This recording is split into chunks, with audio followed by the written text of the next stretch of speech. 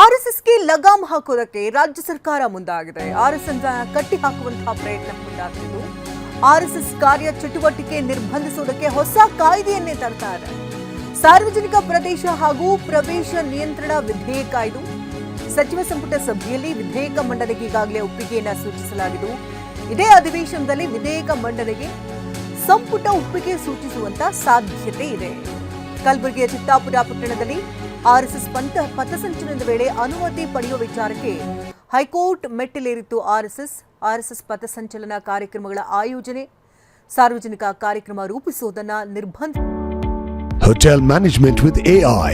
Join IIHM, International Institute of Hotel Management.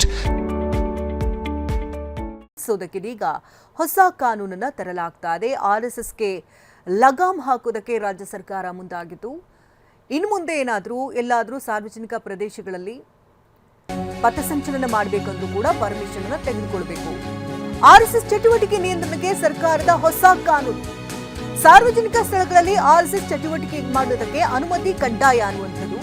ಅನುಮತಿ ಪಡೆಯದೇ ಏನಾದರೂ ಸರ್ಕಾರಿ ಜಾಗದಲ್ಲಿ ಬೈಠಕ್ ಏನಾದರೂ ಮಾಡಿದ್ರೆ ಅದಕ್ಕೆ ಅವಕಾಶಗಳಿರೋದಿಲ್ಲ.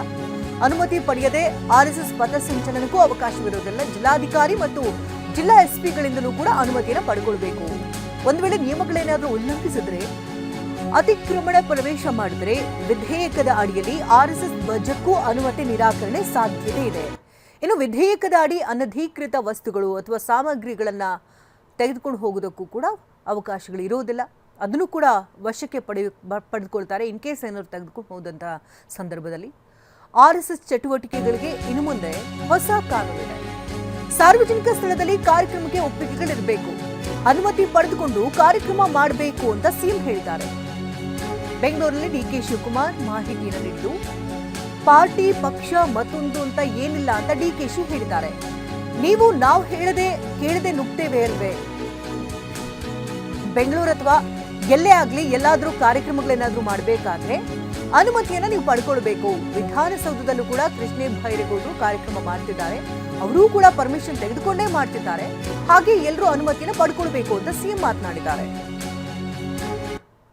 ನಾವು ಯಾರು ಅಲ್ಲ, ಯಾರೇ ಆಗ್ಲಿ, ನೀವೇ ಆಗ್ಲಿ, ನಾವೇ ಆಗ್ಲಿ, ರಸ್ತೆಯಲ್ಲಿ ಇದನ್ನ ಪರ್ಮಿಷನ್ ಕಾರ್ಯಕ್ರಮ ಮಾಡಬೇಕಾದ್ರೆ ತಗೋಬೇಕು ಅಂತ. ಯಾವ ಪಾರ್ಟಿ ಪಕ್ಷ ಮತ್ತೊಂದು ಅಂತ ಏನಿಲ್ಲ.